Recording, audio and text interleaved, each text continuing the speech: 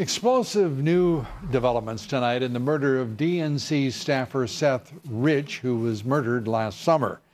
A federal investigator telling Fox News that an FBI forensic report of Rich's computer showed he made contact with WikiLeaks through a former reporter and London-based WikiLeaks director, Gavin McFadden. The investigator told Fox News Rich provided McFadden with more than 44,000 emails, nearly 18,000 attachments. Rich was murdered near his D.C. home on the morning of July 10th, but his wallet, his cell phone, his watch not taken. WikiLeaks 12 days later published internal emails showing top DNC officials trading ideas on how to hurt Senator Bernie Sanders at the polls, and those emails resulting in the resignation of Debbie Wasserman Schultz, who was the chair of the DNC, and the DNC's 3 top officials because of the obvious conclusion portrayed in those emails between the DNC and the Clinton campaign. Rich's contact with WikiLeaks, corroborated by private investigator and former D.C. detective Rod Wheeler, who was hired by a third party to investigate this case. A Rich family spokesman claiming the report is unsubstantiating and added, quote, "Even if tomorrow an email was found, it is not a high enough bar of evidence to prove any interactions, as emails can be altered, and we've seen that those interested in pushing conspiracies will stop at nothing to do so." Those are the words of the family spokesperson, who is also a Democratic crisis management and public relations expert. My next guest is investigating the murder of Seth Rich. He says there is some degree of exchange between Rich and WikiLeaks that occurred before his death. And joining me now with the latest, the man hired to investigate the case by a third party. Rod Wheeler joins us, former D.C. detective, Fox News contributor. And Rod, good to have you with us. And I know this is a complicated case. I want to say first to the family who have expressed concerns about the evidence here and what it actually means, that we're being very sensitive to this. But we're also looking at this case in the public interest, in fact, in the national interest, to try to discern what the D.C. Metropolitan Police and the FBI have not been able to do to this point. And we're going to do so with every sensitivity that we can bring to their concerns, with every effort also to get ultimately to the truth, which I know the family must desperately seek. Rod, this federal investigator, we're in an unusual situation. An FBI forensic report showing 44,000 emails, 18,000 attachments. That approximates just about what was released by WikiLeaks through the campaign and leading up to the election itself last summer. Do you think that's a coincidence?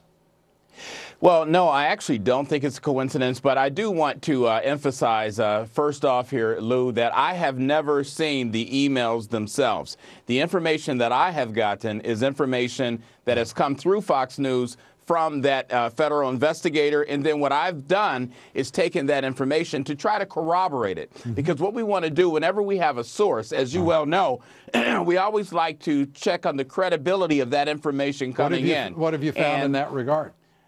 Well, what I have found is that his information that he shared with Fox News is pretty consistent with everything else that I've been learning, including the fact that right now no one seems to know where the computers are that belong to Seth Rich. The computers obviously were confiscated at some point.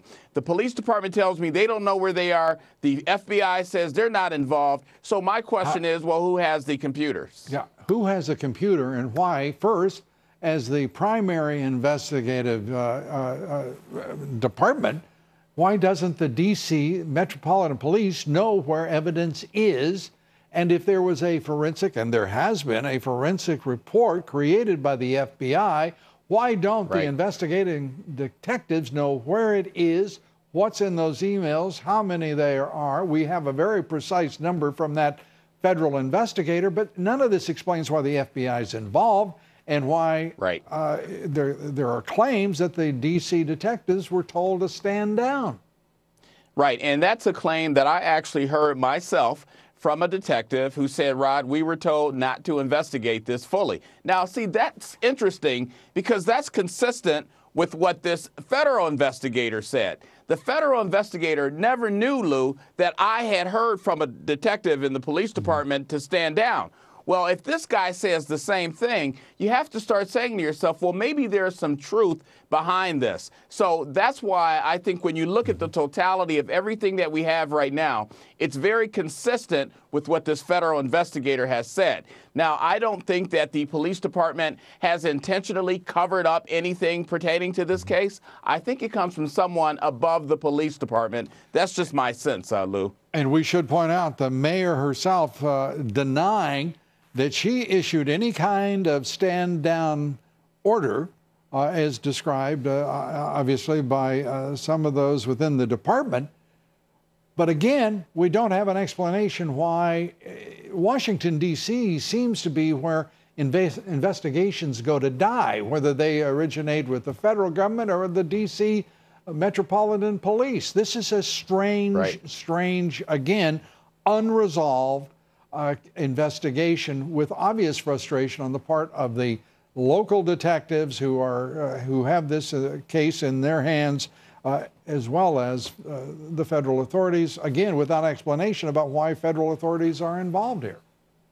That's right. And no one has been able to give us any adequate explanation as to why the feds would be involved. I think the feds are involved, and I think there's a lot more information that's going to come out with regards to this case. But I do want to say that the Rich family is very concerned about this. The Rich family believes it was still a botched street robbery, which it could have been.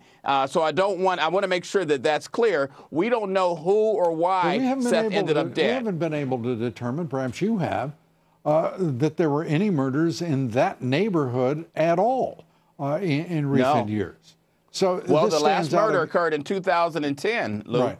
2010. So this is quite an exception, particularly in a city that is broadly as violent as Washington and deadly as Washington, D.C. is. And there seems to be a quick reflex here to say, you know, this was first it was a robbery on the part of the police department. Obviously it was not, because nothing was taken from Seth Rich.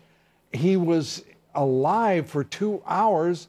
We have no record that a single police officer or detective asked him, who shot you?